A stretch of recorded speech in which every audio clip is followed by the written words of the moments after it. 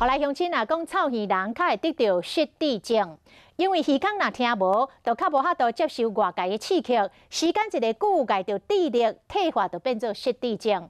啊，若是提早来挂助听器，会当改善。食饭啊！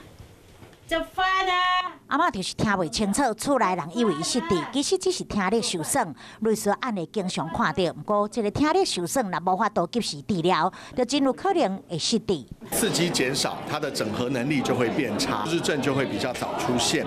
其实只要挂助听器，就有机会提早预防。不过连听力障碍王小叔，伊拢讲家己真金嘛真讨厌挂助听器。我觉得很吵，然后呢也会让我觉得头晕啊、不耐烦等等。有听损的人挂助听器，听到的声音，那么实际无语。亲像收音机的杂音，或者是讲一段话，挂这助听器，听起来完全无共。他已经习惯那种安静的情况，所以如果戴了助听器，他已经习惯那种安静的情况，所以如果戴了助听器，很多声音都进来了。对老人家来讲，有的时候它会形成一种压力。医师建议爱避免过度杂音，而且爱有适当的运动。